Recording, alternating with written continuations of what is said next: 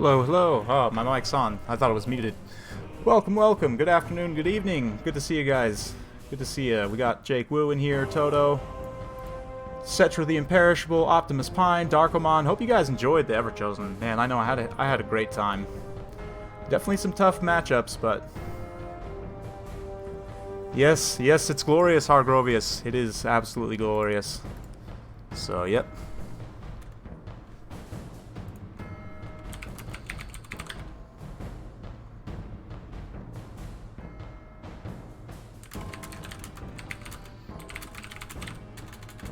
Just getting some things sorted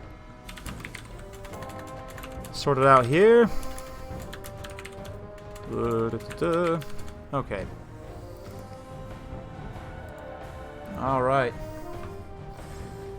Thank you, Darkomon. Yeah, it was fun. It was a good time for sure. Let's see. Who am I going to? Let's see about getting Namru in here.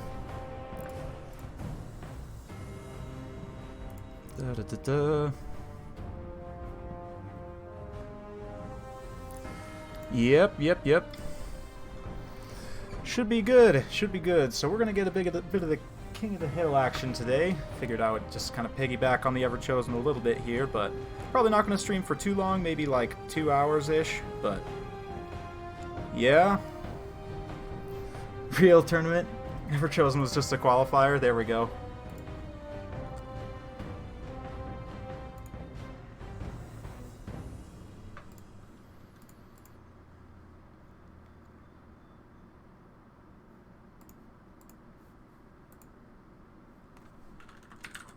There we go. If I paid attention to my Steam messages, it would help. But, okay, here we go. Neat. Cool. Yeah, that's tough, Cetra. The after party, exactly, Wicked. This is the after party.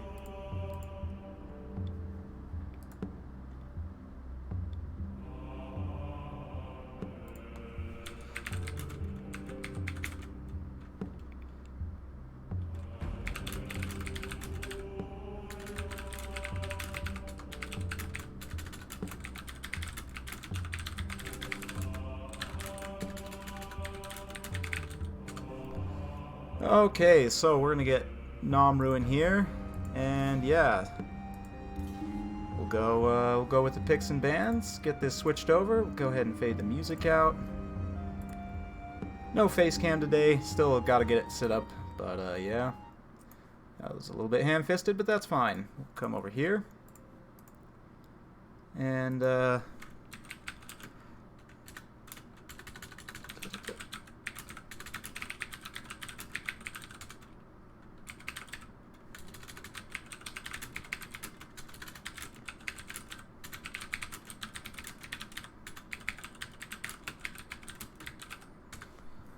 okay, so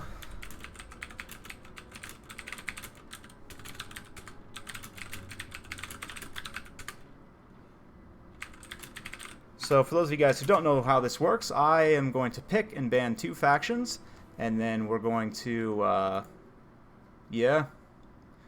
I got a list here, Toto. Don't worry about it. I got a list. I can throw Taco on there, it looks like, as well.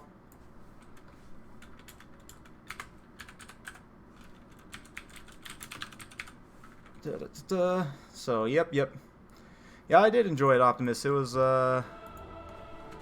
quite a lot of fun.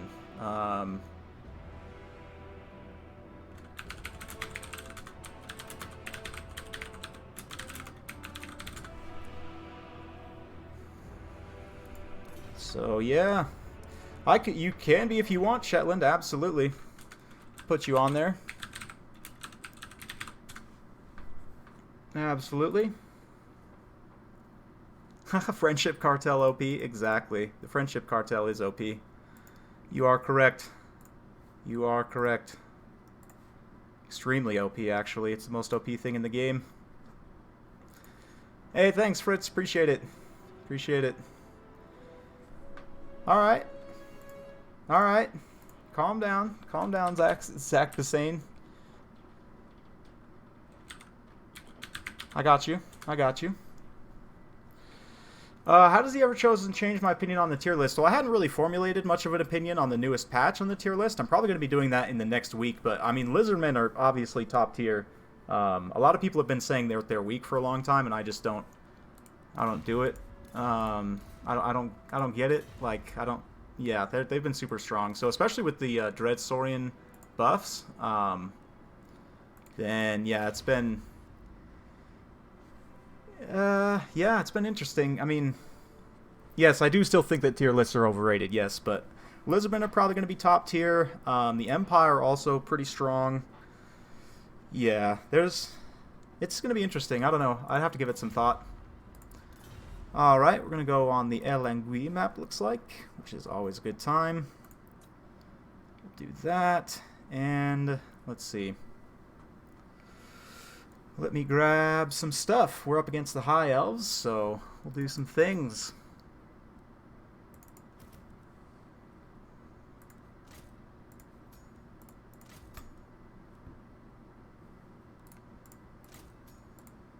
Let's get a bit of this going. And we'll do that and that.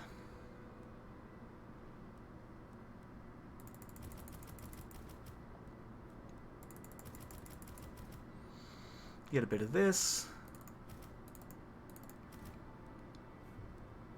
Let's go here.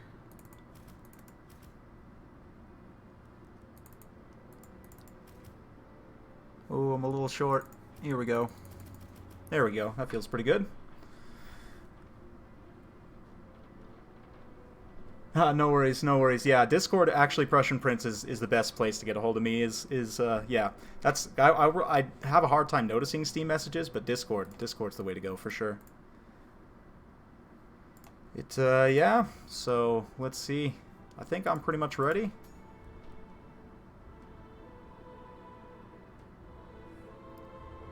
Well, actually, let's do this.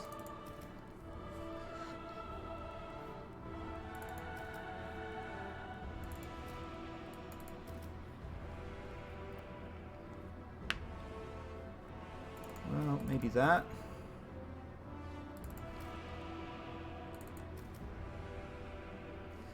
Yeah, that looks pretty good.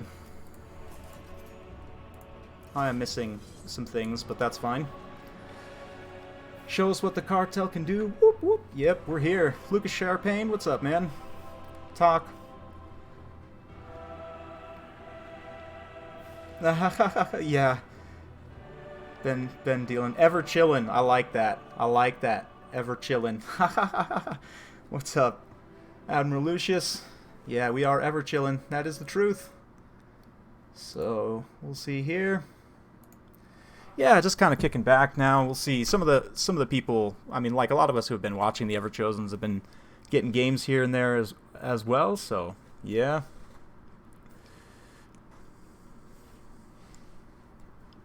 Yeah, no worries, Prussian Prince, no worries. Yeah, Discord, for me at least, is the easiest, so. Yep. I may regret one decision here, but we'll see. I think it can work. Go full kite. Risto, you don't know me very well. Hey, Anti-Mage, what's up, man? Got some Swedish francs in here. Thanks for the donation, man. Much appreciated. Yeah, decided to piggyback a bit off the Everchosen. I know a lot of people are... Yeah, you can never have enough Total War Warhammer multiplayer, right? Like, everyone's always looking for more, so... Oh, he underrated me. Now we're rating on me. Here we go. Get the screen blocker back down. And, yeah. What matchup hugely counters what other faction? I don't know now. I'd have to kind of go through them and think about it individually. I know Beastmen have a few really tough matchups. Yeah,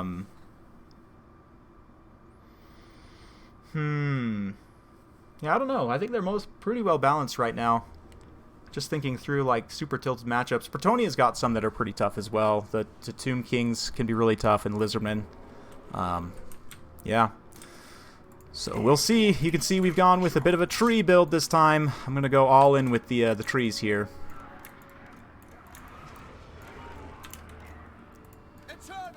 So, yep, get them all lined up. Get the boy in here. This is a bit risky in case he brought mass sisters, but even still, I think we'll be okay.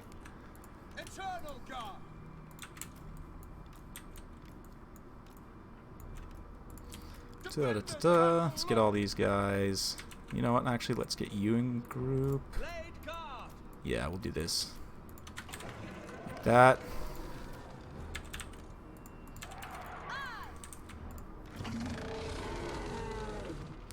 Actually, let's get these guys here.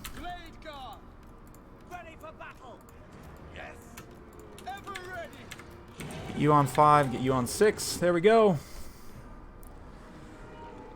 Vampire counts versus high elves? I disagree. I disagree. Actually, I have a matchup of that coming up soon where I managed to beat a high elf player. I mean, granted, I don't know if he brought the best build, but still, I don't think that's actually that hard for the vampire counts. But let's see. All right, should we ready up on him? Let's go ahead and ready up on him. Namru's a big boy. He can handle it.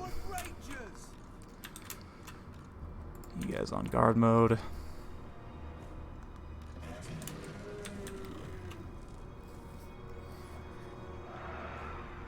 It's all about the trees. You know it.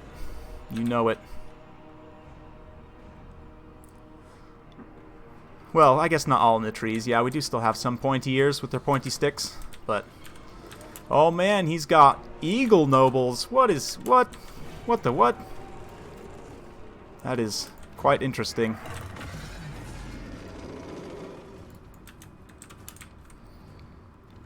Quite interesting. Go ahead and whip, not you guys. You guys also.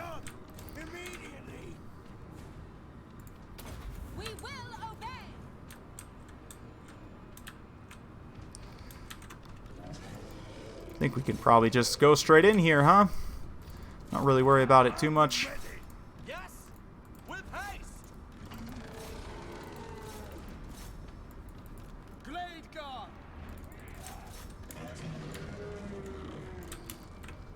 Just gonna get in there. Probably has some Shadow Warriors. Yeah, it looks like there's some Shadow Warriors in the back. I'm not too worried about it though. We got pretty heavy armor, so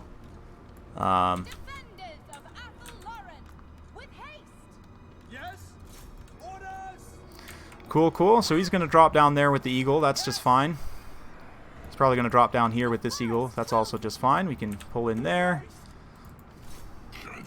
Oh man, he netted me. That's not the best. It's also not the worst. I don't know if we should be going straight into these spears necessarily, but yeah. Go ahead and move up with the Blade Guard.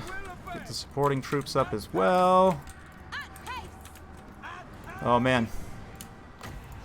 Oh, that fiery convocation did a ton of damage to like one unit. Let's keep these guys fighting. You guys can start to focus on the Shadow Warriors. Let's just keep you hanging tight. You hanging tight also.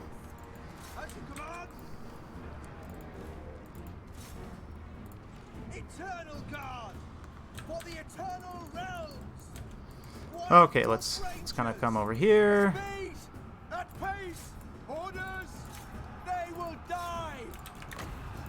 Get a heal up there on the front. Keep that sustaining there. This is fine over here.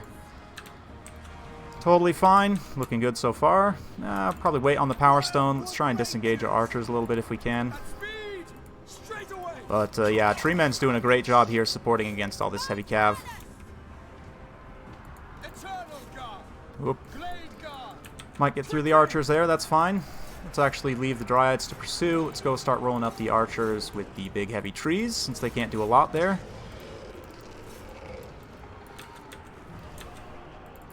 Dragging down these silver helms quite nicely. Get a little heal in here. What the heck? Let's grab the Power Stone. You guys can stop up the heavy cav charges. The issue with the big boys is they're not super fast, so I mean, yes, we can kind of chase there a little bit, but it's still going to be tough. We do have our archers kind of stabilizing here, so we can start shooting those Shadow Warriors again. Just kind of stay nice and tight here with our AP anti-large here. Loix Tricksters should be the one going after the chariots, probably. Let's kind of get you braced out here. So far, so good. Treeman's able to disrupt that back line, so let's actually get you guys kind of pulled out in this direction. Maybe start shooting at those Reavers. Oh, they're just Reavers. That's fine. Yeah, we'll start shooting the Noble. You can come in here. We'll save Winds of Magic for the time being. Let's get these guys going over here. And all the archers, you can shoot there on the Reavers. The Chariot looks like got screened out. Let's pop the Loic Shroud so we have some extra speed. We might need to actually hit these spears right here. That's fine. We got some units regrouping over here. Okay, it looks like Treeman needs a regrowth, so let's regrowth him. He's kind of isolated out there in the side. That's not the best, but it's also not the worst. Can kind of try and come up through here a little bit. This battle's still very even despite everything. Yeah, losing that Treeman would not be great, but he's holding his own there. Oh, Teclis, what are you doing, bud? What are you doing? Let's get these guys moving in. Yeah, the Shadow Warrior's about to run out of ammo here, so I'm not too worried about the late game. Oh, no, no. Run, run, run. Oh, man, why won't you guys move? I had the wrong unit selected. Rip. Ripperoni. I just don't think he has enough. Maybe. I mean, maybe with the two nobles. Losing that one Treeman kind of sucks, but I think I can still take this home. We'll see. Let's have the War Dancers come up over here. These guys are chasing just fine. I don't know if it's worth it to heal that guy. Let's just hold on to it. Da, da, da, da. Let's see here.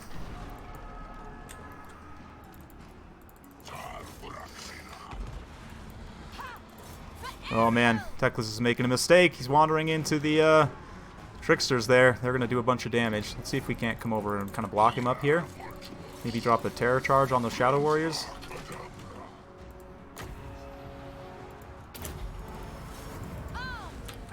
We got units over here just kind of running. We got some stuff coming back over here. I'll let those Reavers kind of clean me up a little bit, but...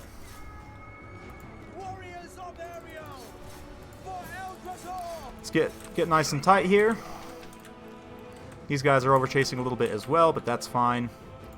Can probably pull these guys back.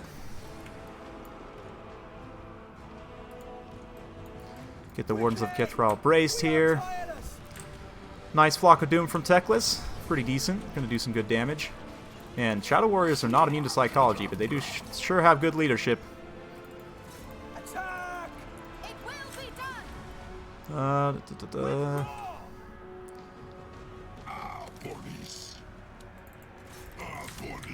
I think we got this. It's hard to say. It's hard to say. I might get some units isolated out here in the periphery because I don't have any cav, but I just don't think he has the stopping power to take down the tree at this point. As long as I stay nice and tight with these elite infantry especially. Yeah, Shadow Warriors unfortunately just don't really do... they don't really have enough in terms of AP or even just missile damage in general. Like it just ends up... You end up outclassed so often. Kill them!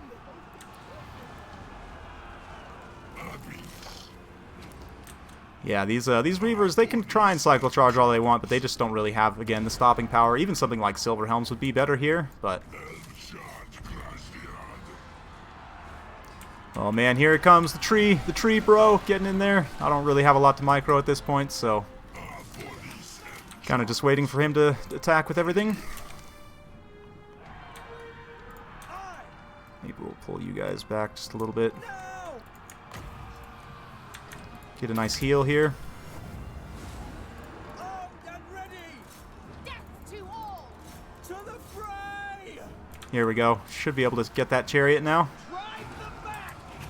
Oh yeah, Treeman's got one of the models stopped up right here. Oh yeah, that good damage right there. Beautiful. That's why you take trees as wood elves. Yep.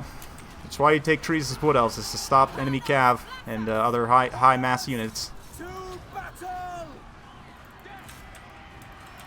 Oh, these other units, I need them all. Over here. We are outnumbered quite badly here, but the infantry are holding, at least for the time being. I don't know, we may end up losing this. Need to not fight with that enfeebling foe active. Asray, attack! We are tireless!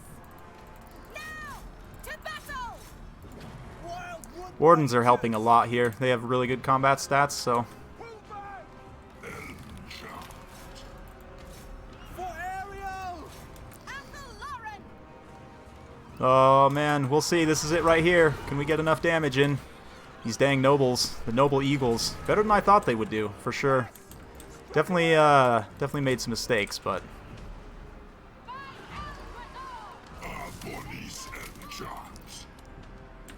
Yeah, it's gonna be maybe a little long and grindy at this point, but that's fine. It's just gonna be tons of cycle charging.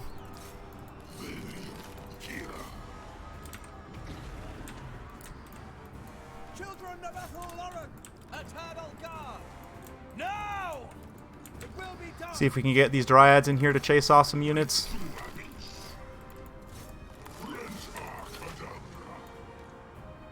For the Eternal Realms! Oh yeah, Teclis takes a big hit there. That should help. Maybe if we can get him pinned in. Nope. Yeah, this is my fault for not bringing any units to chase stuff off, honestly. Pull back! Should have at least had one unit of cav, but... Yeah, this is just going to take a long time at this point. I'm almost tempted to just withdraw because I don't want it to take forever and take all the stream time, but...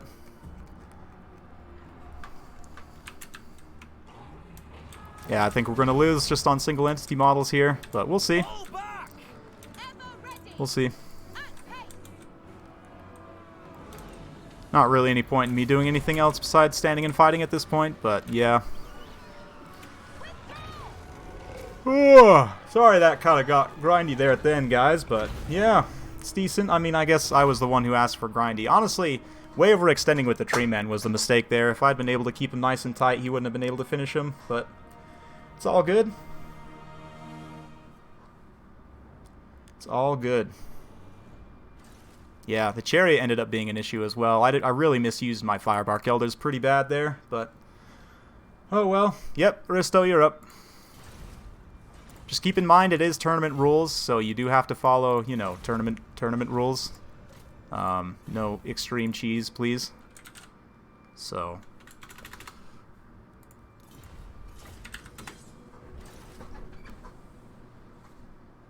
And I'll PM you the password here.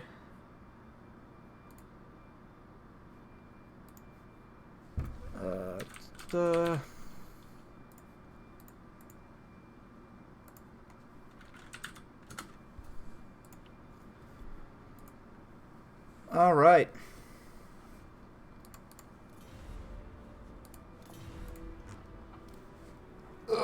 Yeah, I didn't expect the nobles to do that well, honestly, but yeah.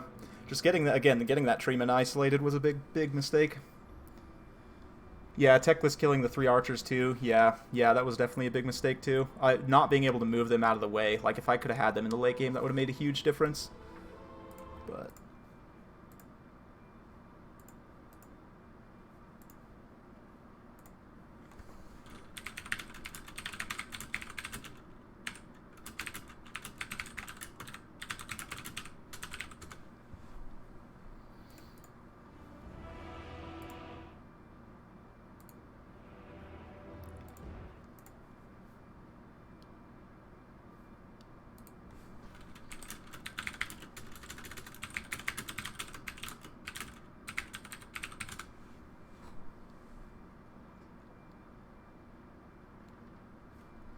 Okay, still just waiting here. Sorry about that. I guess there's some general confusion going on, but...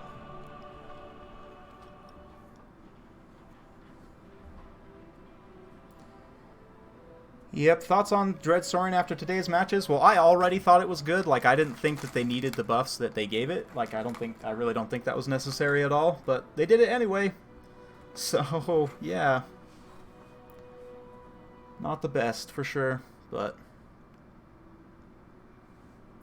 Actually, yeah. for all these people who have signed up on the list, I hope we get through everyone. I actually wasn't planning on streaming for super long, but yeah. Ooh. We got through a couple people, so if Hadris is ready, we'll have him next, or Flying Taco. Let's see here. Okay.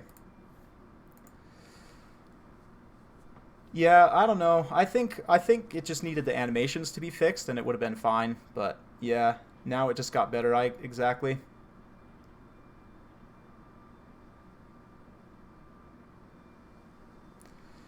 Well, Luca, you can do some things for sure. Like the high elves, you can just kind of grind them down and just cycle charge with stuff, and especially with certain units that are good at breaking bracing bonuses and rear charging and side charging. Like, it's really not, there's nothing that they can do that you can't take on.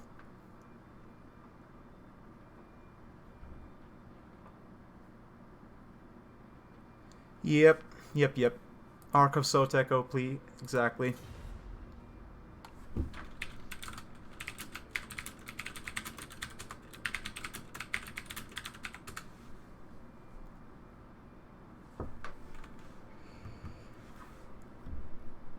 Yeah, Arc of Sotek, I actually think it's not terrible, but yeah.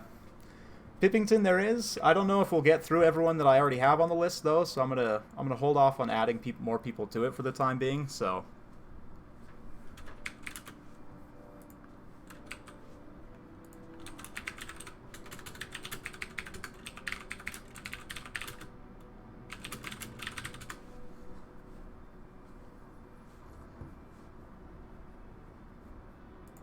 Okay, Sarmation, yeah, we have enough people on the list right now that I don't know if I'm going to have time to get through everyone as is, but we should have time to get through people, especially if like people don't show up to play their slots, but let's see.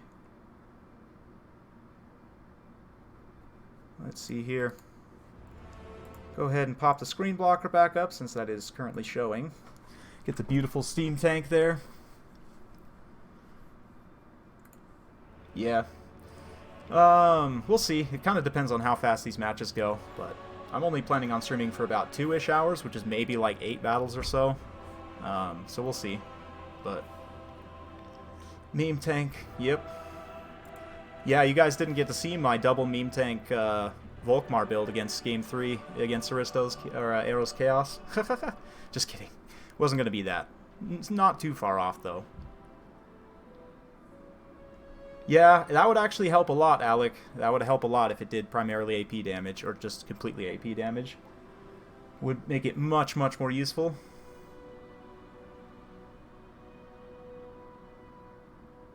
You don't even have to go... You don't even have to go in the air. You can go with the ground squad and just grind the high elves down in many ways.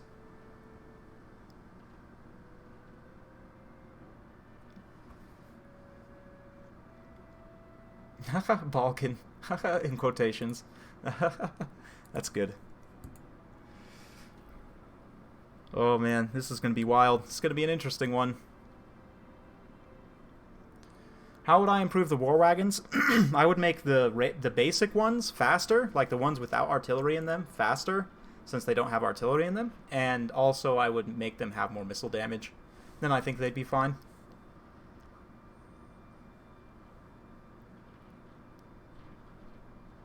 Phoenix Guard are horrible to grind for VC. Yes and no. You can do some things. You can definitely do some things. Like if you have a White King with a unit of Grave Guard together, especially with Corpse Cart support, they'll do pretty well. Believe it or not. Yeah. I honestly think, like, you go super wide there, because the elves aren't very good against Swarm. So you go super wide, you have a few heavy hitters, like 2 Blood Knights probably. Black Coach is very good in that matchup for disrupting skirmishers, and it also can cycle charge infantry all day. And it gives you a cheap terror option as well. And then, yeah, you just go super wide. Like, oh, I can show you guys after. Corpse Cart gets shredded by dragons. Yes, but if they target your Corpse Cart, then they're not attacking something else, right? And they have to land to attack. Like, the breath attacks alone won't kill it. They have to land to attack, which you can then swarm them with your Blood Knights. And if they're fighting near the Corpse Cart, they're getting Vigor Mortis and potentially healing as well. So... Yeah. I think it's pretty doable. It's pretty doable, but we'll see.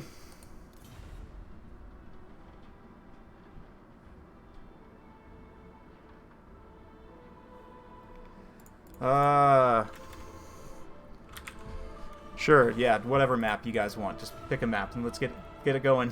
What's up, Pharaoh? Long time no see, man. Welcome, welcome. Just doing, yeah,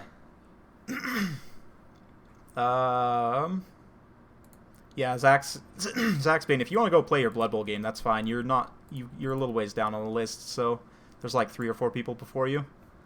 Okay, let's do this and move the screen blocker before I forget. Hey, welcome. Yep, no worries.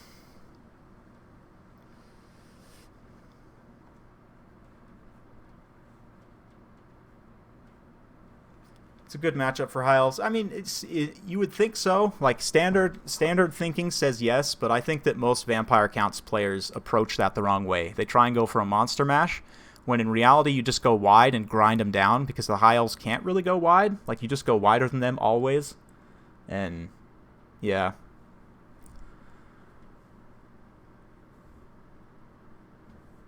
Yeah, Pharaoh's a beloved community member who has not been active as much recently, but back today, and yeah, glad to have him back. I've got a replay from him that I'm going to be doing a community cast of. Should be coming out maybe Monday or Tuesday, but yeah. Yeah, I wasn't enjoying the gameplay. I understand that. Got to take a break. It's especially with the newer patches now too. Like things seem fresh. Like there's a lot of variety in the game right now. So yeah, it's looking good. Looking good.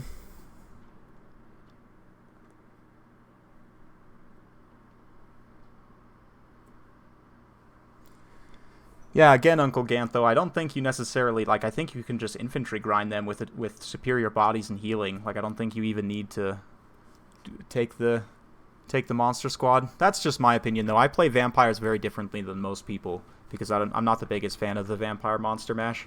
I tend to play super wide with lots of cav. More like an Empire rush, almost, but...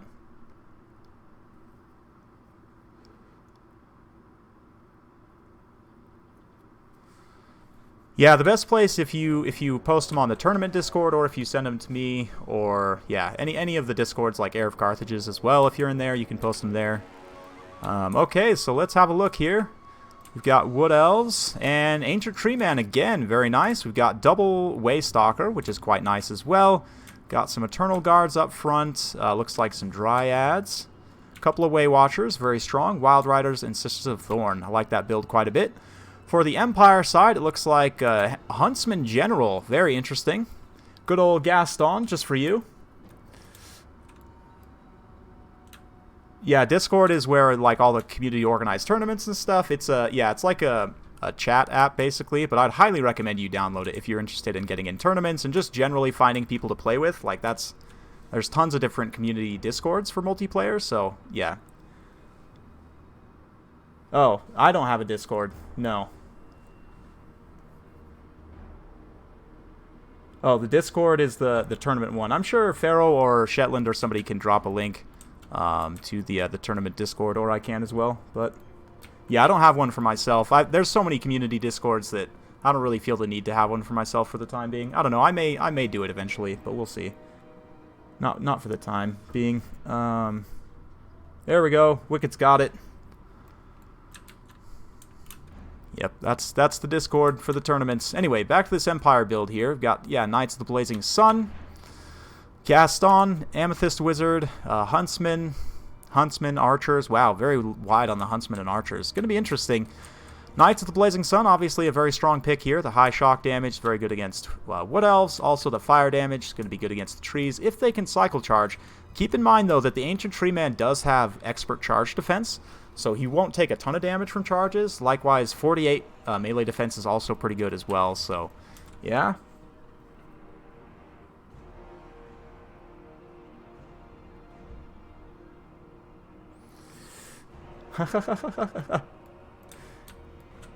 Yep.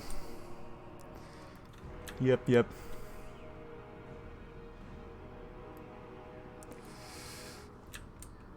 Let's see here. I'm interested to see how this works.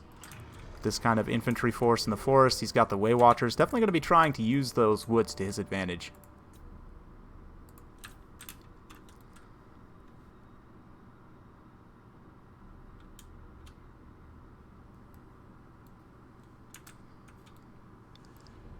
Alright, man, Knights of the Blazing Sun looks so cool. It's such a cool unit. Very good in a number of matchups as well. I haven't been using them a ton in the past, but just recently I've been using them a bit more, and yeah, it definitely seems to work decently well. So we're getting into play now. The Way Stalkers making their way forward. We'll see what they start picking away at. There's honestly not a ton of great targets. Maybe they could try and actually snipe the Huntsman General, but oh, looks like he's going after the Deathcaster there. Makes some okay contact. It's nothing major, but the Huntsman General is stalked, of course, for the time being. But now he's going to reveal himself. Ooh, gets a good hit on the Waystalker here. So the bow duel is underway. Gaston versus the two Waystalkers. Who will it be? Indeed. Oh, man, gets a good hit in there on those archers. Kills a few models. Granted, they are super cheap, so it's not the biggest issue in the world. But Way Watchers also revealing themselves at this moment. Looks like he may have forgotten them on fire at will. Bit unfortunate there to waste some shots on some low-tier troops. But still, oh man, look at the overwhelming archer fire. That Waystalker's in trouble. And Gaston's actually, he's doing a great job here firing at these Waystalkers.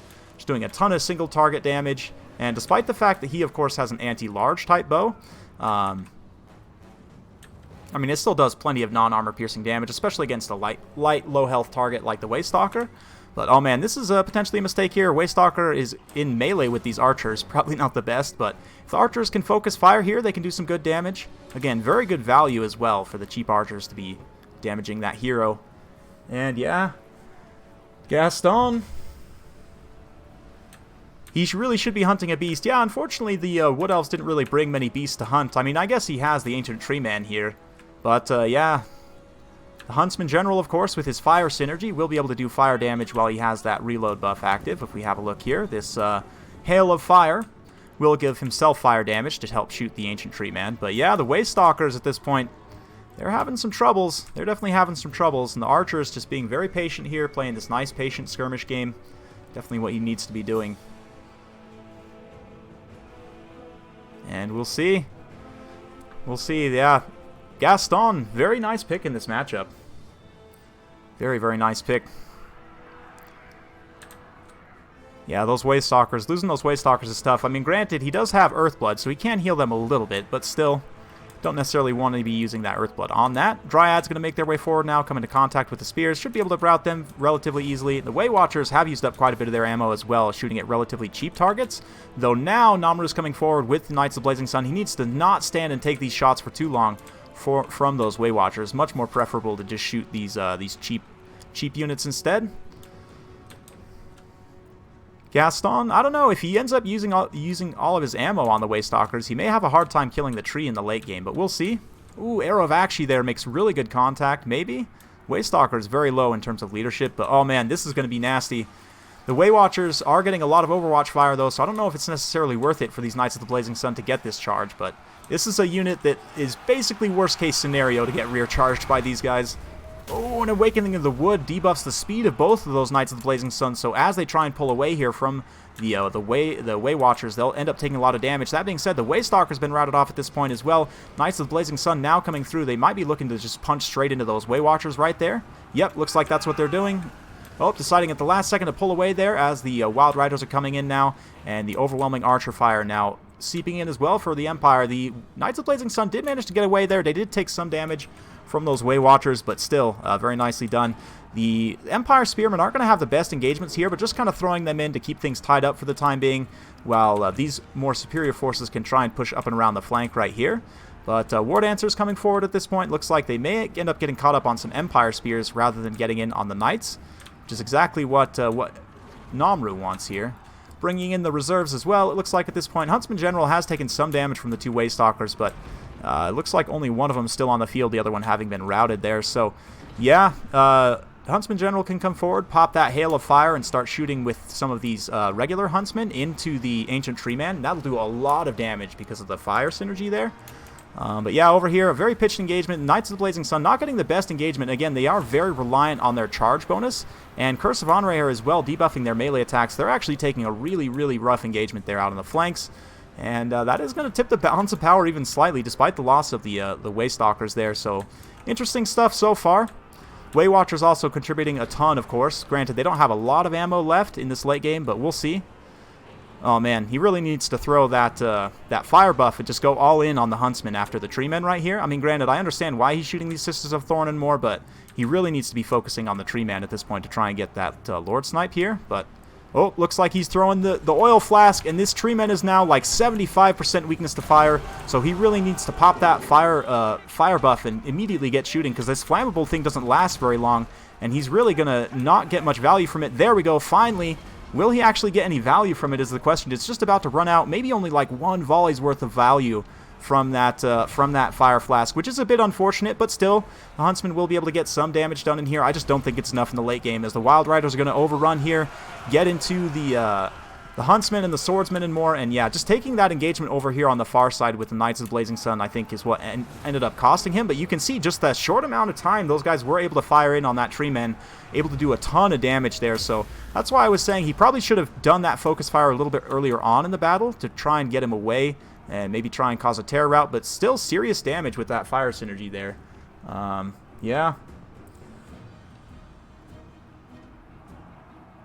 Oh, man. Oh, I'm so sorry, Graham. That sounds terrible. That sounds truly awful.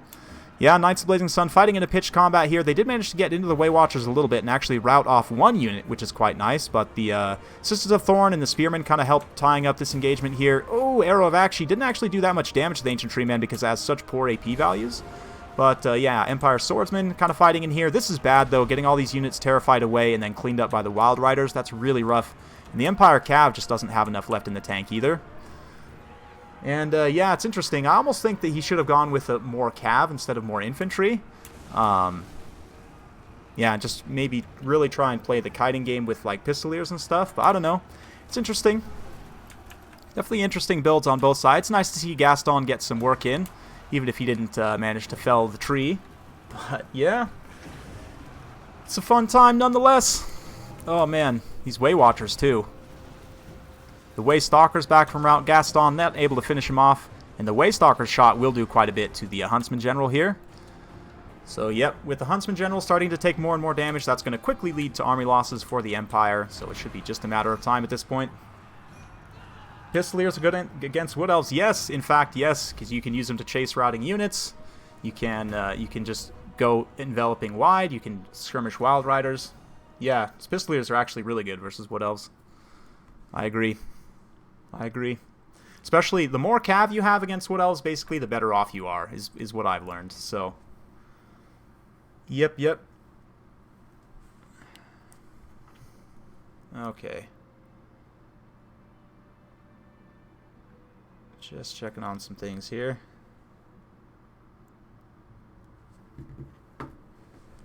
One volley, say goodbye. Yeah, but I mean, it's 500 points, right? Like, and you can also dodge the volleys as well. And, like, if they're shooting, you know, if they're shooting Pistoliers, they're not shooting something else, right? Like expensive Knights or whatever, so, yeah. Alright, who's up next? Who is up next?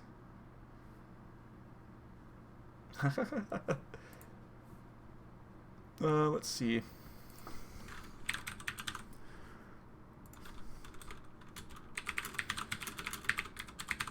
Get some music going. I'm gonna go grab a drink of water probably as well. Oh, that was kind of sudden.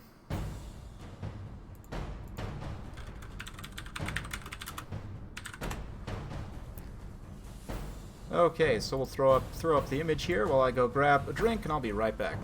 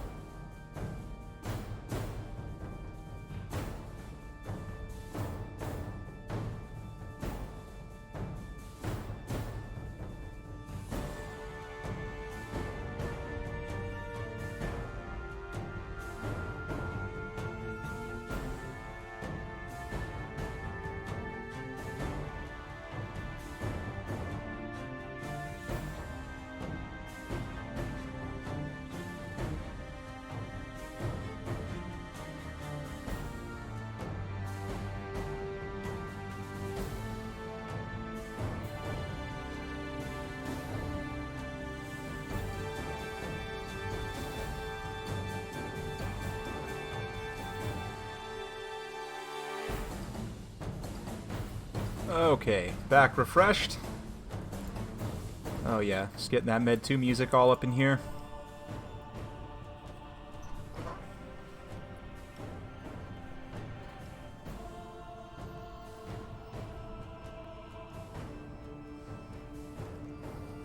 Would Pistoliers be OP with a bit more AP damage? Yes. Yes, they would. Yes, they would. They already have pretty good AP values, because you consider they do 2 shots per volley, and they have 2 AP per shot, so that's 4 AP per shot, which is on par with most, like, Archer-type units. So, yeah, Pistoliers are really good for 500. Yeah, their total missile damage is quite high as well, so even though their AP isn't amazing, which, I mean, even still, it's quite good, right? But, yeah, their total missile damage is quite high because of that double shot. And it is 2 aimed shots as well. It's not like some silly scatter shot like you get with Dark Riders. Alright, looks like we're going to have Norska versus Dark Elves. Interesting. Very, very interesting matchup. Switch this back over here. Pop that up.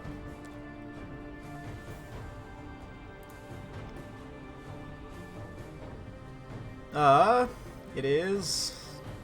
Yep. Dark Elves versus Norska, so... Oh, yeah, my bad, Optimus Prime, or Pine. Yeah, I should make some more overlays, like a on break, stream starting soon, be back, yeah. I should.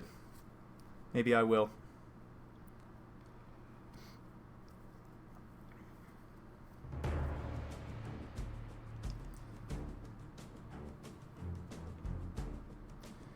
Alright, so, in terms of this matchup, I mean, there's a number of different ways both players can go. Obviously, fire damage on both sides is going to be good in this matchup. As for the rest, I mean, obviously AP missiles are quite strong against Norska. Halberds can be as well. So, you know, maybe you go with some some Blackguard, like some Shades or something. You could also go mobile. Yeah.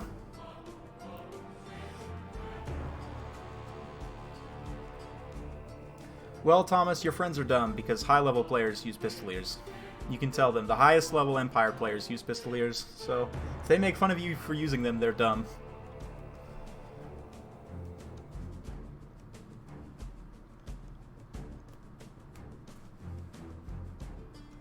They're so good. They're so good. I'm actually thinking of starting up an Age of Sigmar tabletop army with, like, mass Pistoliers, because I guess they're really good in Age of Sigmar, so... Hopefully we can get that going soon.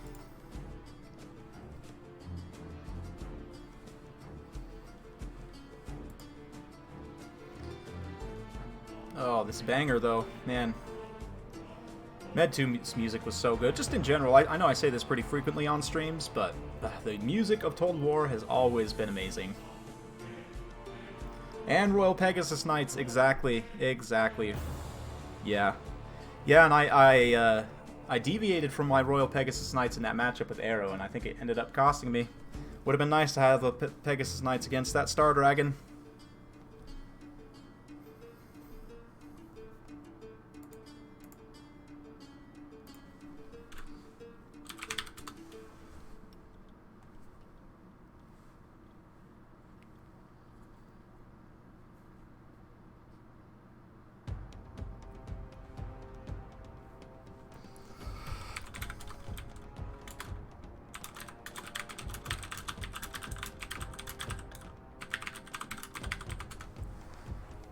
Yep.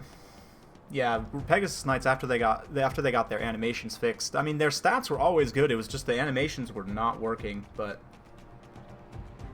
yeah, in Age of Sigmar, Pistoliers can shoot 3 times in a turn. That's what I want. That's what sounds like fun to me in Age of Sigmar, especially with like steam tanks and gyros as well. Like, oh man, oh, it would be a good time. All right. So, we've got another match here. I'm probably going to go 2 more matches, maybe 3. And then we'll probably call it a day. But, yeah. It's been fun. Glad you all have enjoyed watching and joining. Yeah, really enjoyed this weekend with the Everchosen. It's been a ton of fun. So, what are my thoughts on Vampire Coast? I think they're okay. The nerfs, the successive nerfs have definitely brought them down a peg or two, but they're still very strong, absolutely. So, yeah. Yeah, I think Tomb Kings right now are probably the strongest out of any of the undead factions. Granted, they also require a lot of high micro, so yeah, Vampire Coast I think is maybe slipped down to like A or B tier, but we'll see. We'll see. I need to do some more playing with them to really see what the matchups are like. Dov pays. You know it. You know it. You know I pay. Okay. Speaking of paying, someone's paid the price for a Dreadlord crossbow up on a dragon. Very interesting. Looks like Aristo's gone with a very heavy kite skirmish build here. He's got 3 Dread Spears, Sorceress Lore of Death, Dark Riders, whole bunch of Cold One Knights, and Dark Riders with repeater crossbows. For Hadris, has he called the bluff? He's got some Warhounds here, some Marauder Horsemen, a couple of Skin Wolves as well. Lots of Skin Wolves, actually, so maybe did call the bluff a little bit there. We'll see. Depends on how the skirmish phase goes, but obviously then Marauders, Shaman Sorcerer, Lore of Death here. What's he got? Probably just Spirit Leech and Soul Blight. Interesting. I guess to go after the infantry in case, yeah, because that makes sense. These guys don't have the best AP values in the world, so we'll see. It's going to be interesting. The Dreadlord crossbow on the dragon is an interesting pick as well. Not the best stats, but also not the worst. 80 armor, 50-50, 520 weapon strength, a pretty decent missile attack. Not nearly as good as like Arcan, or no, sorry, not Arcan. Harkon, that's it. So yeah, Fire Slayers. Yeah, Fire Slayers are super cool. Super, super cool. One of the coolest things about Age of Sigmar, probably. Alright, let's see how this goes. See how this goes. Dark Riders, Lanesh's Harvesters, a lot of cav. A lot of mobile power from the Norskins too, so we'll see. Brutes of the Hound as well should be able to cut through all of this infantry, or whatever's here. It's just a matter of if Risto gives him a good engagement or not. We'll see though. It's going to be interesting. We've got... yeah, Skin Wolves, not the best AP values. What's their anti-large bonus? 65 total weapon strength also isn't amazing. I mean, 18 models is pretty good, though. 30 bonus versus large is very, very, very strong. So we'll see. Definitely like the pick of that with the Soul Blight here. Wolfric, of course, has his goodies. Hunter of Champions, keeps in mind, also is an armor debuff as well. So you don't always need the armor piercing so much with Norska. So just going with the cheaper hounds does work reasonably well here. We'll see, though. Oh, man, some Dark Rider crossbow fire coming in. Aristo's also going to have to be careful that he doesn't get his Dark Riders caught by the Skin Wolves here. But so far, Dreadlord looks like he's shooting at the Death Sorcerer there. Yeah, not doing a ton of damage so far, but both players playing very patiently. And it looks like these Skin Wolves, they're getting a little bit out of position here. They need to not get too far caught out here by all these cav. Yeah, we'll see. Spirit Leech on the Dreadlord. And Spirit Leech on the Death Sorcerer, so both Spirit Leeching each other. And likewise, that Dreadlord is also taking some friendly fire from those crossbows. This is great, though. Dark Riders are going to be able to get in here, get a counter charge on these hounds, take them off the field, start to wear away at Norska's mobility. It's going to be very strong. He should be able to pull away as well before these Skin Wolves get into contact. Maybe. Oh, we'll see. Looks like the Skin Wolves might actually be able to get in here and get a few models tied up. Nice Soul Blight there to debuff the armor of those Cold One Knights as well. Looks like they actually managed to get mostly out of the area of effect, so it's just Dark Riders getting eaten at this point, but a nice Soul Stealer as well. That's going to do a lot of damage to all these single entity targets here. Nice Breath Attack as well, just trying to finish off the models, but you can see even this Skin Wolf just barely down to 16 models there, so still a lot of ability to regenerate. And here comes the infantry engagement. Brutes of the Hound here don't look like they got charged by the Cold One Knights, so that's pretty decent. It's definitely going to go in Norska's favor, that infantry fight there. And losing this unit of Cold One Knights is also pretty bad. That's a pretty expensive unit to have lost. I mean, granted, these Skin Wolves are taking a ton of damage here. Dreadlord's going to take a risky dive to try and proc a big terror route here. If he can terrify away those Skin Wolves, then it will be worth it. But it looks like for now their leadership is actually holding. They're going to countercharge the Lanesh's Harvesters here. Maybe. I don't know. Lanesh's Harvesters will be able to do okay. Hounds are getting into the Dark Riders here, though. This is bad, and the Brutes of the Hound as well. So the Hounds and the Brutes of the Hound Getting in here, getting on those Dark Riders, not allowing them to really fire free into this engagement here. And you can see Norska's definitely getting the better end of things here. That being said, Terror on the Skinwolves. They probably will be able to get chased off here. And chasing off those units of Skinwolves before they can regenerate is going to be very, very important. Likewise, though, the Shaman Sorcerer getting caught out a little bit. Oh, man, those Cold One Knights enrage as well. And especially if Murderous Prowess pops off. Oh, no, it looks like they actually do rout there, unfortunately. But yeah, now pulled back, able to get a little bit of good fire in here on Wulfric. Scroll of Shielding on him to help mitigate some of that damage. And it looks like the Slaanesh Harvesters just got run over as well. So things are looking pretty good for Hadris at this point. Norska on the offensive here. And despite the fact that he did get some Skinwolves terrified away, you can see he didn't really have the resources to continue chasing here. And the Skinwolves come back from rout. They're able to regenerate quite a bit of HP. So yeah, it's going to be tough. Oh man, the Dreadlord's trying to get away here. Can he get away before Wulfric? It does look like he'll be able to escape Wulfric's clutches there. Just barely, but still. I don't think the Dark Elves really have enough. Yeah, that Norska comp is nasty. You are correct, sir. This is a nasty, nasty composition. And I'm not the biggest fan of Skinwolves in quite a few matchups, but this is one because the Dark Elves tend not to have that much armor. I mean, yes, they do have a few high armor units, but again, with the Soul Blight and like if you bring Famir as well to synergize with the armor sundering, you really don't need the armor piercing of like the Regiment of Renown, for example. So just going wide with lots of Skinwolves like this in a matchup like this can work quite well. But you can see Aristo's quickly running up against the edge of the map there with his skirmish units. He's eventually going to end up getting caught here, so it was a tough one. It's a tough one. Very well played to Hadris, though. Interesting pick. Yeah, you see the Dreadlord just didn't have time to use up most of his ammo because he was, with that Norska, just because they tend to rush so quickly, like, you just don't really have time to play a kite game against them oftentimes, so, yeah, I see what he was going for there, but with the Lord getting deleted here, that should be the end of days. Probably very quickly going to hit army losses. Oh, the dragon goes down there. And yep, that's game. GG. Well played. Well played to both. Fun battle. Interesting matchups.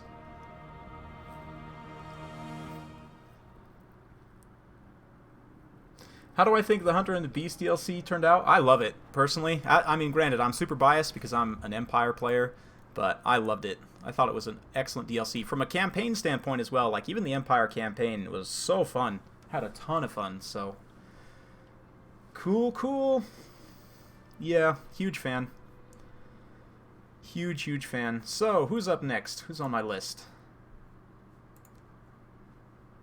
It is Flying Taco.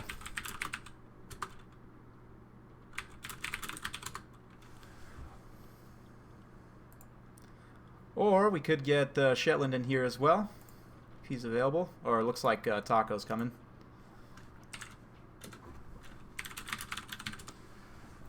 Cool. Alright. Awesome, Wicked. Yeah, Wicked's got all these guys in chat, keeping them in check. So, big thanks.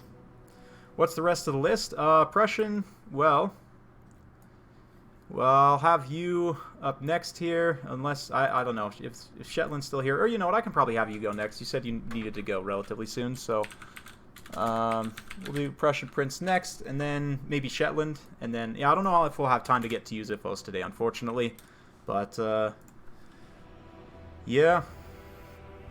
So, yeah, if you want to go next, Prussian Prince, you are on deck after this match.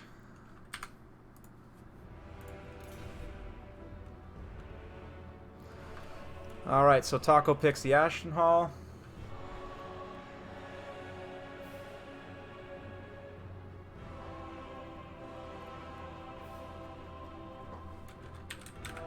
And then Hadris picks some double bands factions.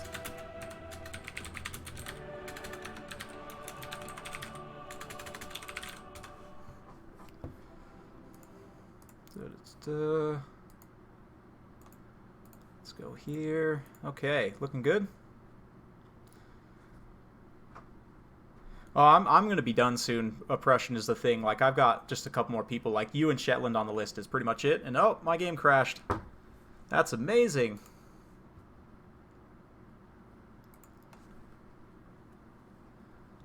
That was weird.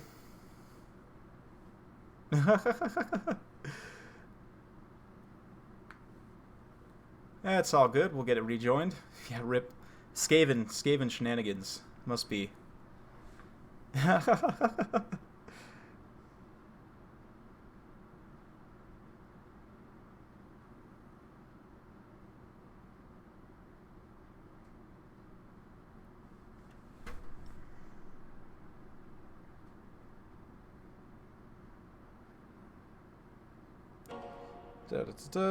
Okay, just checking on some things here.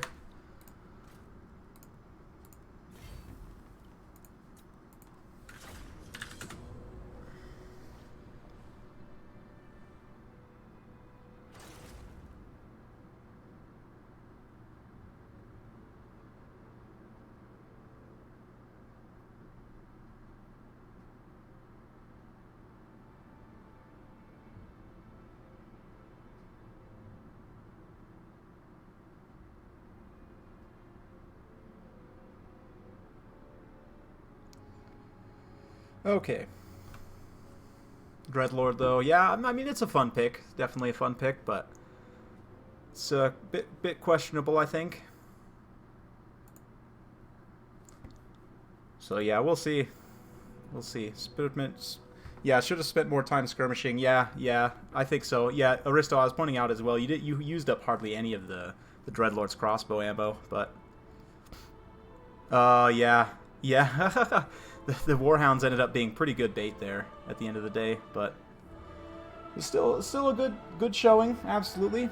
So I'm gonna go grab one thing again. I'm gonna leave you guys with the music, and I'll be right back. This time we'll keep it on this screen just so that people who are returning don't get too confused. But yeah, we'll get this going here. Let's see. There we go. BRB.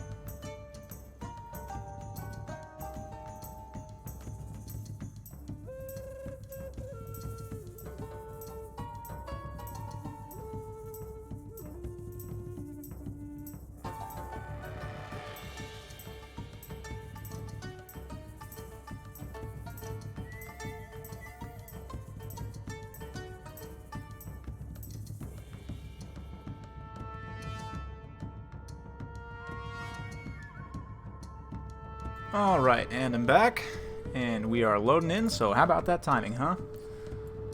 Okay, looking good. Cool. Oh boy, it's the Ashen Hall. I know this is one of Taco's favorite maps, so we'll see how this goes here.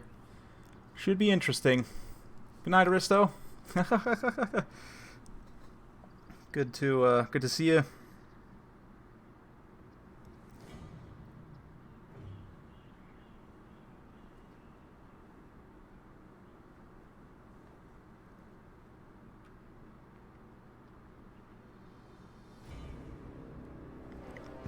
Okay.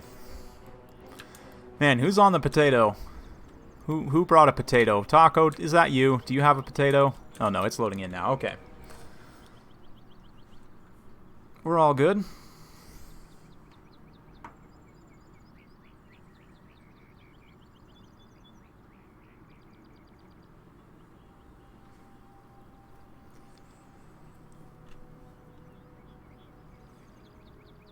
Okay. Maybe. I thought he was loading in, but it's still another solid 15-20 seconds.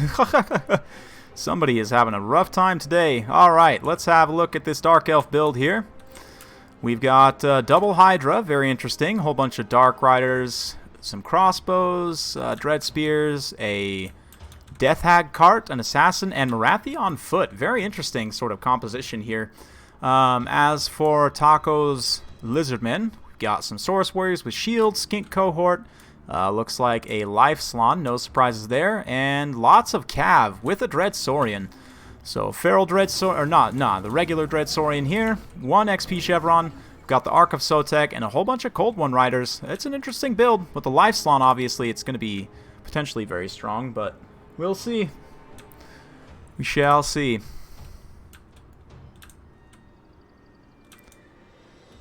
Kind of depends on a few things here. The infantry fight, mostly just because of the two chills. The chill and the oh, it's a Charybdis. It's not even... oh, man.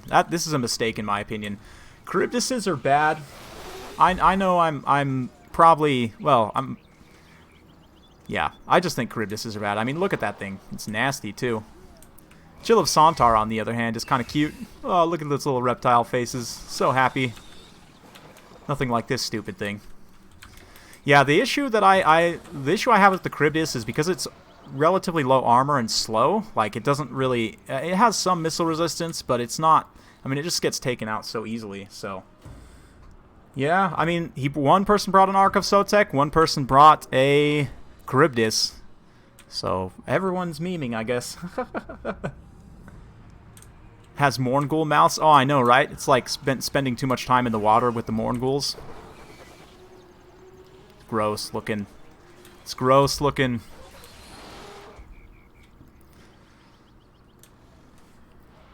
Dread Saurian's going to be a lot to deal with here, but we'll see. With Marathi's debuff, she can probably do it. So the reason why you take Marathi on foot is because she's pretty tanky, and she's got double debuffs, right? With the Heartrender and Dark Sword and the Enchanting Beauty, it's minus 18 melee attack in total, and a constant AoE, which is super strong. So here comes the Dread Saurian, immediately going to start eating a bunch of crossbow bolts to the face. Oh, is he dodging? Dodging with the Dread Saurian. Too bad he's too thick to really dodge. He's going to take a few volleys there. Not too much HP damage. Obviously, with the Life Slon, he can heal that back quite easily. But the issue, I think, for the Dark Elves is that there's just so many numbers of Lizardmen here. Even with the Dread Saurian, there's tons of cav and more. And so we'll see. He's probably just going to go straight up the pipe and slam into these infantry, I would imagine. Just go start grinding through some of this here. But... oh man, a regrowth so early on. I mean, granted, it was about 1,000 damage maybe, but I don't know if that regrowth was necessarily super well advised. Chill of Sontar now going to get in here. The Overwatch Fire on the Charybdis is good because the Charybdis can't regenerate, but you can see the Dark Riders are going to be used to block the Cold One Knights here. This is a great job sacrificing these guys. And then, yeah, the Cold One Knights are going to take a ton of damage from those AP crossbows. So some very nice work there from Hadris.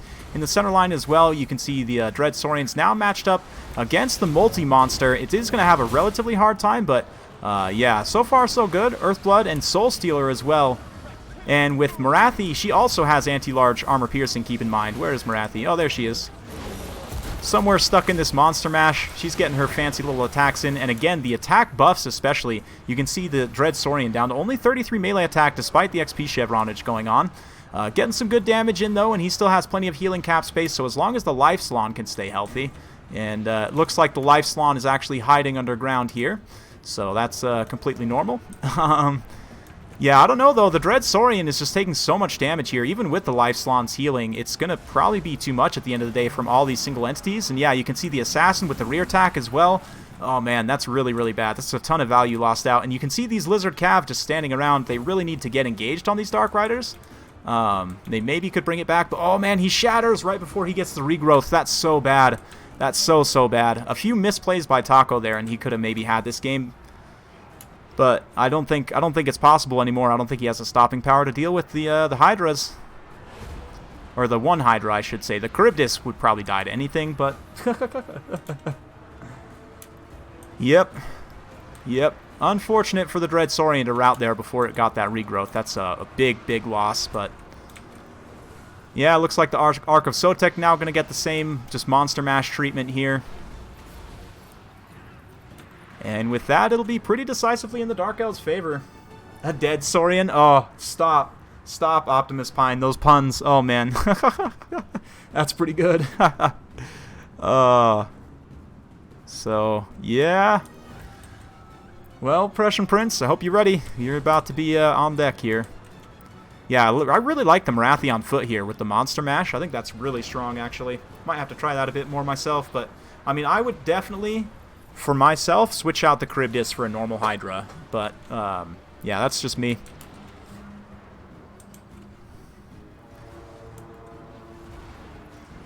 Still are some Lizard Cav left. They're going to try and get in here, but yeah, like I said, with Marathi's debuffs, you can see all these units are just so low on their attack stats, they're going to have a hard time making contact.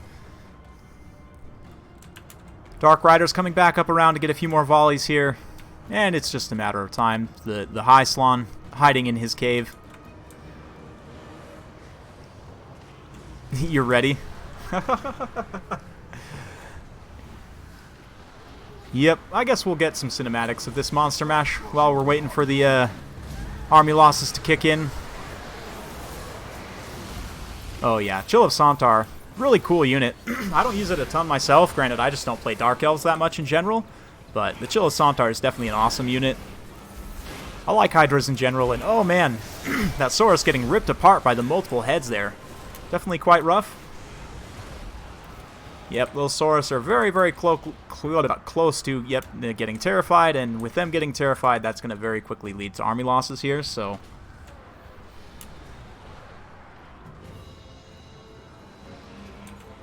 Man, Lizards are still holding, though. I'm quite surprised they still managed to have their leadership together. But, oh man, the Death Hag just dropped into the hole to kill the Slon. We can't see what's happening down there, but right now there's a bunch of Dread Spears, and that... It's in this grave right here. They all just jump down the grave right there. So, hey, what's up, Willamos? Good to see you. Willamos, welcome. Yeah, that map is a little bit bugged. For those of you guys who don't know, you can send units underground. So, yep.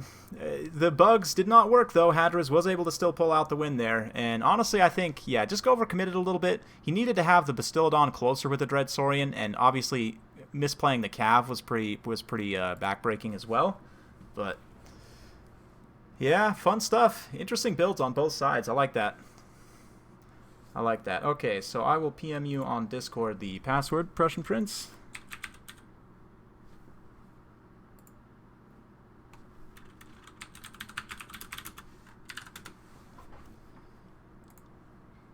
Fish Hydra.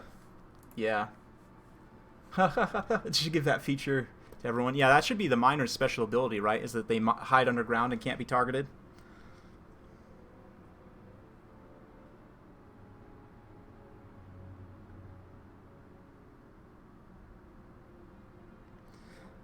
Cool, cool.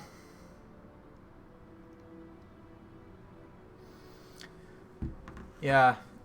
Shetland, if you're still in the in the chat, I don't know if I'm gonna. I do actually need to run, I think, after this game, so I don't know if I'll have time to get to you today. My apologies, but I'm planning on doing this more often now that I should have some time. Hopefully, we can do this like once on a weekend, maybe once even on a weekday. But yeah, I think I'm gonna have to run, unfortunately, after this one. I thought I was gonna be able to stream for a little bit longer, but.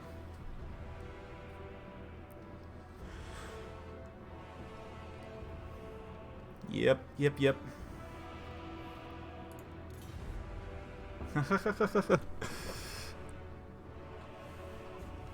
Is the Ark of Sotek still bad? Yes. Yes, it is. I mean, it's okay. It's just not super worth it.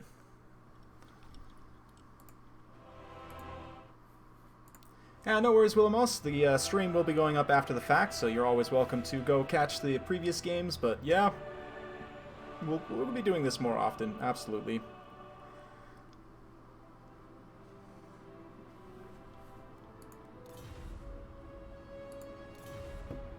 Sad Pepe. Sad Famir face.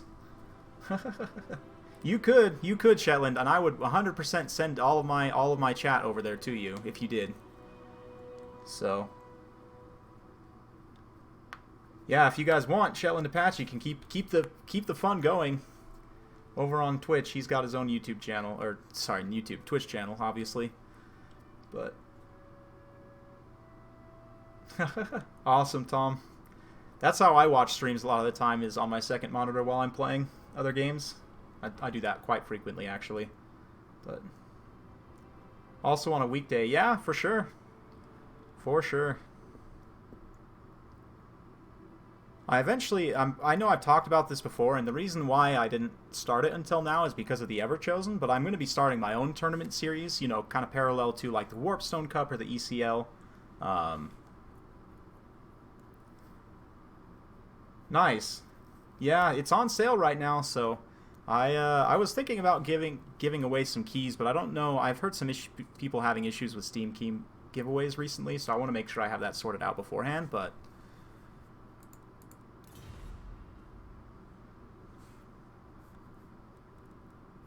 all right. Sigmar's tournament? Yeah, something like that. Yep. Yep, yep.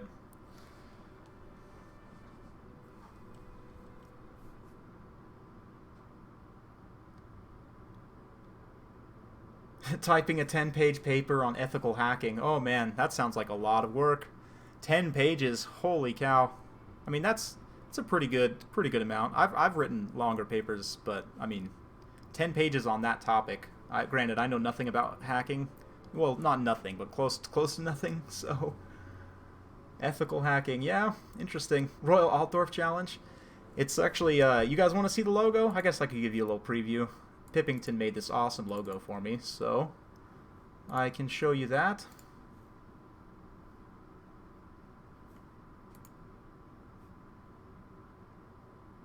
Actually, you know what we can do? Is this.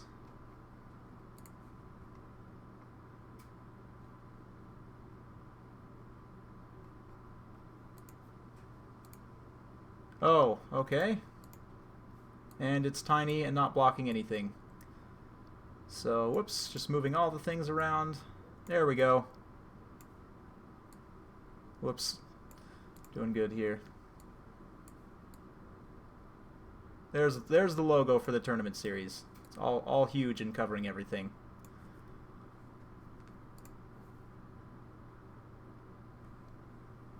Responsible wood chopping.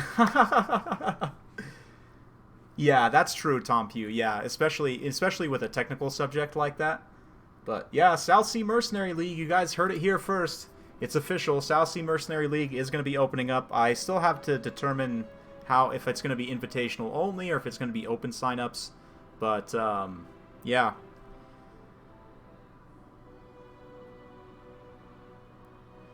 Samurai Warrior, if you want, Heir of Carthage's Discord is one that I frequent. If to just kind of like hang around in and play with random people.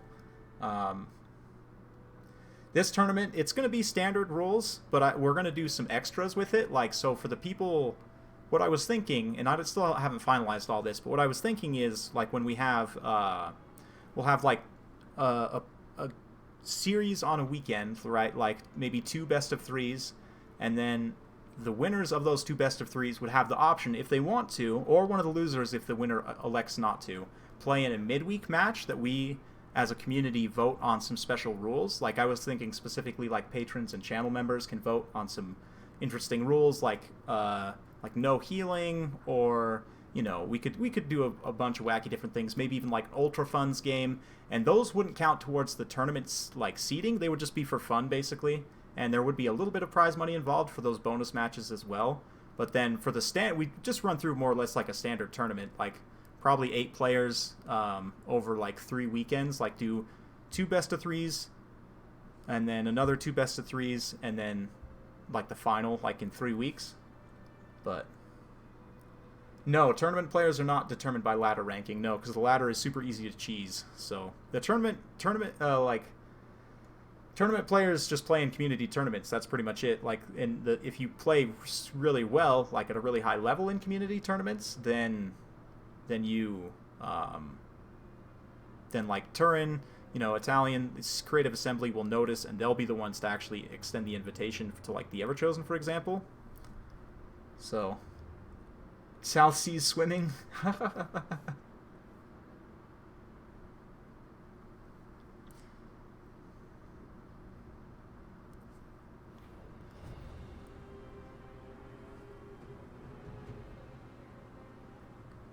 Alright, so this is going to be the last game for today.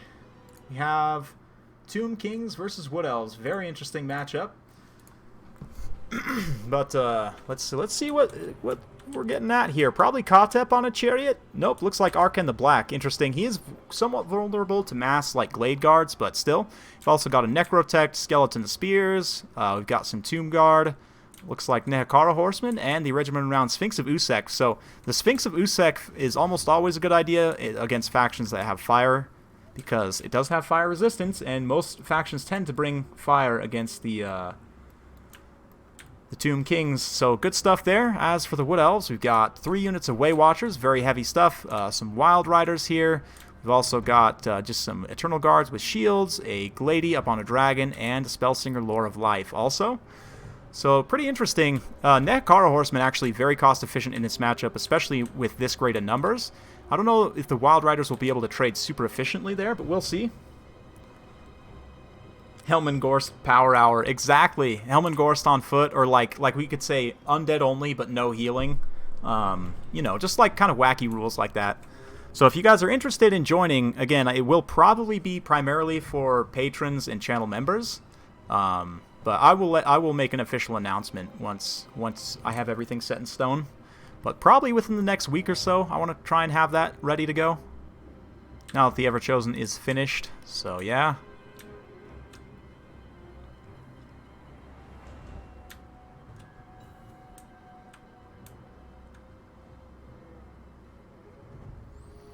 Here we go. Guys are getting underway. You can see immediately the Way Watchers kind of shifting over to the side here, looking for a good target to try and nuke. And yeah, also the Glady is going to be coming forward as well. Is that the Glady or is that the male Glade Lord? Yeah, it is the Glady. She's got Prey of Anathrema here. So interesting stuff so far. Again, the Wild Riders versus the Nehekara Horsemen is a matchup to watch here. Nehekara Horsemen, very cost effective, 28 and 32 for an undead light cap especially. That is really strong combat stats. Oh, Way Watchers look like they've been spotted here. Sphinx of Usek not quite within range yet. Looks like he might be within range of a couple of units, so he could probably start firing there. Yeah, it looks like the Way Watchers. Oh, come on. Let's see some volleys. Here we go. Oh, the damage. Oh, the damage. It's real. And the Prey of Anathrema comes down as well, netting him and removing his missile resistance. This is going to be really, really bad here. And the Necrotech needs to stay nice and tight. Dumps the Restore off as well. I don't know if that's going to be enough here. He's rushing forward with everything. Nehekara Horsemen and more. Carrion trying to get in there. But this is a potentially very, very dangerous situation. Although the Wild Riders are not really in a position to support, especially against these Nehekara Horsemen. You can see they're pushing through here. And even just getting one charge on those Way Watchers is going to be very efficient for the Nehekara Horsemen. So a Hadris with some good response here. These Wild Riders definitely need to pull over and get involved in this fight here. The Carrion obviously are going to disappear very quickly. Wild Riders, though, against the Nehekara Horsemen will do okay. This is bad, though. Getting these 3 Way Watchers all tangled up like this by the Carrion, and this, like I said, Nehekara Horsemen especially going to be very, very solid here. But finally, the Wild Riders in a position to get a good charge in here. They should be able to do quite a bit of damage, and it sounds like a Fate of Buna went off. I heard that Fate of Buna go off. Looks like on some Eternal Guards over there. Yeah, I'm not really sure. Yeah, just on some Wild Riders maybe? Yeah, it looks like it was on the Wild Riders. So we'll do quite a bit of damage there. But it might have been more efficient just to Spirit Leech. But already the Sphinx of Usek having taken so much damage here. The Way Watchers are starting to be able to get free and get an angle to start firing in here. But we'll see. We'll see. There's still a lot of Nehekara Horsemen, and you can see how they're pushing up and around the flank here. They're going to try and get back on this missile line. So Prussian Prince needs to stay calm with these Wild Riders and stay in a protection position, not get overly caught up in this melee fight here, because he will need those Wild Riders to respond to the Nehekara Horsemen there. Nice breath attack, does some good damage to the skeletons. The Elf Infantry is having a bit of a hard time just because of the numbers here, and especially the Tomb Guard will trade very efficiently. So yeah, we'll see. These Way Watchers here, ooh, that extra physical resistance will help mitigate some of that Way Watcher fire as they begin to probably focus on the Sphinx once again. Looks like another Spirit Leech I heard go off. Yep, on those Wild Riders. So just continuously trying to get those Cav debuffed. And you can see the Nehekara Horsemen are starting to break through despite the damage from the Wild Riders, then being used in response here. And oh man, this is so risky. Landing right next to the Sphinx of Usek here, who can then come in and get some huge attacks. Keep in mind the Glady does have some physical resistance on the dragon, 20% physical resistance. But the Sphinx of Usek, of course, does magic and fire damage. So it will be cutting through that. Physical resistance there. You can see, I don't know though, the Way Watchers, if they're able to get secure, it just doesn't look like they're going to be able to get away from those Nehekara Horsemen. The numbers game is eventually going to tell in the Tomb King's favor here, as this is a big loss as well. Losing out that Spellsinger. Necrotechs are actually surprisingly strong characters, and even on the Chariot, he can get some good work done. So, Glady needs to get out of here. I don't think with the loss of the Spellsinger, though, that it's going to be a winnable situation. We'll see. Maybe if he can keep oh man, the Ushabti summon as well. And again, the Nehekara Horsemen, just absolute MVPs here. Just getting into these Way Watchers, keeping them tied down, keeping them from being able to fire at the high value units that they need to. But we'll see. Spellsinger did come back, so she's going to be able to get some more heals in. And yeah, I don't know, Tom Pugh. I think Gorst is actually kind of good. He's actually pretty decent. If you look at the stream I did the other day, the last King of the Hill I did, actually I used Helman Gorst to very good effect against the Beastmen. But he's more of a meme than anything, but I actually think he's not terrible. He's a Mortis Engine Lord, which is, you know, there's only a couple of other Mortis Engine Lords, like the Fey Enchantress, but what do you call overweight Wood Elf archers? Weight Watchers! Ah! Ha! This terrible pun, courtesy of Optimus Pine. And yeah, Ushabti, gonna fade away soon, but the Wood Elf's just starting to run out of steam. The balance of power is still surprisingly close at this point, though. I mean, I guess maybe because Arkan's taken so much damage, but I really don't see what has enough left to deal with the Sphinx. There are still a few Way Watchers here. If they could focus fire on the Sphinx, maybe that could be enough, but they don't have any protection, really. The Nehekara Horsemen are just about out of steam, but oh man, the Spellsinger routes with the miscast there, overcasting the Earthblood on herself, actually did more damage than it was probably worth. Gorst is a treasure. Gorst is a national treasure. He was totally a good decision. Oh man, and here comes the Necrotect. I almost wonder if he should have saved that Prey of Anathrema for the Sphinx. But the Necrotect gets nuked there by the Way Watchers in the late game. And even still, I mean, maybe. I just don't think, with the Sphinx of Usek having this much HP, 4,000 HP is still so much. He really needs to, yeah, he definitely should have used that Prey of Anathrema on the Sphinx rather than on the Necrotect there. Bit of a mistake. But it's all good. Way Watchers not getting great contact here because of the movements of the Sphinx, but as it charges directly towards them, they actually will get some solid contact here, so we'll see. Another Overcast Regrowth miscasting, and again, doing a lot of damage to the Spellsinger there, but oh man, Arkan makes a risky move, but at the same time, he's got the Sphinx to support. This will be the decisive engagement here. If the Way Watchers can actually finish the Sphinx, it does look like the physical resistance gets dropped there from Arkan. That's very strong. Might help keep him alive at this point, but we'll see. I mean, the Way Watchers have just enough ammo that they might be able to finish it here, but the Glade Lord getting chased off like this isn't great. He's not able to get back up into the air because Arkan is staying in contact with him. And if the Sphinx can actually get into contact with him, that will be extra game-breaking. But the Sphinx is actually now crumbling from the Way Watcher fire, and once he's gone, then I don't know, the Glady, she's having a hard time here. She's not able to get up in the air, and that's going to be very decisive. A little Earthblood to try and keep her alive, and Arkan gets a stagger hit there. But honestly, oh man, I think it's going to lead to army losses, the damage on the Lord. So a valiant effort there by the Prussian Prince in the late game. I think he maybe just misplayed his Wild Riders a little bit on the initial protection. It definitely needed to play a little bit more conservatively with them and try and use them to screen out the Nehekara Horsemen. But yeah, with the Spellsinger shattering, I don't think that the Glade Lord is going to come back. I mean, we'll see, but I mean, the Way Watchers are pretty much out of ammo at this point. So, yeah. It's all a matter of time. I mean, maybe if these Tomb Guard get completely surrounded here, but I just don't see it happening. Glady did come back, so yeah, not any healing. She might be able to just use up some of her bow shots to go after Arkan here and help equalize the balance of power. But taking these little piecemeal engagements all over isn't going to be super helpful. Using the Way Watchers to rear charge here is going to be really the only way to make them kind of pay for themselves in this late game. But a nice breath attack there. Probably would have used it on the Tomb Guard rather than the Skeleton Spears, but hey, anything works, right? They're going to be crumbling now at this point. Gets in here with a good charge with the Dragon. The Wild Rider's going to then come and try and clean up as well. I mean, they are just skelly boys, but anything you can do to try and claw your way back at this point. Wild Riders over here also could probably come back and help out a little bit. But, oh man, Arkan comes in. He's a decent enough combatant that he can get some hits on the Glady if the Glady's not careful. And with this low of leadership, it could be a problem. Although, yeah, Wild Rider's staying clean. Oh, man. Oh, the Glady. Will she hold her leadership? It looks like the skeletons that we're fighting are actually crumble there. And, yeah, we'll see. I mean, we'll see. Yeah, the Ushabti summon has been used, but the Skeleton Warrior summon, on the other hand, from Arkan, will continue to provide embodies into this late game here and keep that balance of power tilted absolutely in the Tomb King's favor. But we'll see. Arkan's going to have to be careful not to get sniped out by the Glady here. I honestly think just using up some of the bow shots right now, just get nice and patient. Yeah, try and catch like this Tomb Guard exactly. Isolated units. Yeah, just using the bow shot to go after Arkan the Black and try and maybe kite this out a little bit. I mean, obviously he does have to be attacking with something, but clearly this here counts as attacking, so he can just shoot Arkan a bit with that bow and try and get some damage in. Because if he's able to kill Arkan, I mean, he could maybe cheese out the leadership of these Tomb Guard. You can see these Tomb Guard here getting surrounded. Really a bad engagement for them. I mean, granted, they are still holding their own, but yeah, Arkan taking those hits from the bow, from the Glady. She's still got quite a bit of ammo left, so we'll see if the Wood Elf infantry is able to hold up long enough.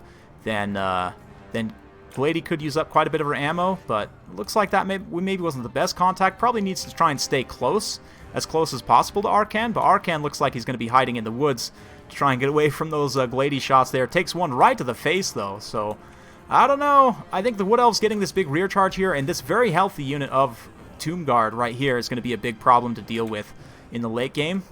But Prussian Prince definitely giving it a chance. Yeah, if he's got another Spirit Leech, it will be over. That is a good point. And it does look like Staff of Nagash being used. It does improve power recharge. It does not improve your power reserves, though. But yep, oh, there's the Spirit Leech. That'll be the end of it. Unless it just doesn't get any damage at all, which is possible for Spirit Leech. Oh, man. Oh, it only got 1 tick of damage, and I think that 1 tick of damage will be enough. Oh, 2 ticks of damage. Yeah, 2 ticks is too much. That is going to be the end of the Glady there, and will be army losses quite shortly for the Wood Elves. But wow. Wow, that was a very, very close battle. Well played to both players. Prussian Prince making a couple of mistakes there, but at the end of the day, still about able to draw it back there. Just going to show even tattered Way Watchers with just a bit of ammo are very dangerous in the late game. Glady did come back, so, I mean, she's not completely done yet. She can continue to shoot Arkan a little bit here, catching these isolated skeleton spearmen. Again, getting that crumbling damage is going to be really nice in this late game, but nope, Glady shatters, and that's going to be it. At least I think it is. Maybe the elves will continue to fight for some time, but yeah, I can't believe it came back. Just immediately shattered, though, unfortunately. Right? Crazy Glady. She is all over the place. Just super, super deep, so yeah. And, yep, oh man, those Wild Riders barely holding their leadership together. The Way Watchers getting involved now. Nice charge from the Wild Riders into the Tomb Guard. Nope, looked like they're noping out there. But the Way Watchers, again, count as attacking here. Looks like he's going to go for the full surround, but will the Wild Riders just rout is the question. Their leadership is so shaky at this point. Looks like they didn't quite rout. Everything else is really close to routing, though. Granted, the Tomb Guard here are crumbling. It's mostly just this one healthy unit of Tomb Guard that's the problem. This one, and that's why I said earlier he should have used the breaths on this unit of Tomb Guard rather than on the Spearmen, because the Spearmen ultimately you can kind of grind down, but the Tomb Guard are a problem with their good combat stats and everything, so yeah. Yeah, good reminder of why you don't overcast, and overcasting Earthblood especially. I mean, I think it's a tiny bit more efficient in terms of Winds of Magic, but it's not worth the miscast damage in a late game like that, but yeah, Prussian Prince definitely still had a chance there in the late game. I think just a couple of key errors. Even, like, again, with that breath attack, definitely should have gone after those Tomb Guard instead. But very, very well played to both players. Yeah, great game. GG. GG indeed. And a great way to end the stream as well. It was super, super fun. So, yeah, sorry we had a relatively short stream today. Only an hour and a half, but I do have some stuff I need to get done. But just wanted to celebrate a bit with you guys. Big thanks for all the support. And, yeah. A big thanks again for Anti-Mage for the donation. Always a pleasure, my friend. Yeah, Eternal Guards, best guards. Yeah, I think so, probably. So, thanks again, everyone. My pleasure. Yeah, well played, well played. GG's. Thanks for all the people joining, liking, commenting. Big fan. Makes my job so easy. I love it, honestly. I really, really love casting for this game, and we'll keep it going. So, getting stuff done like training for next year's Everchosen. Well, Optimus Pine, honestly, if I'm being 100% honest, I really hope that I can cast in the next Everchosen rather than play. I think I would.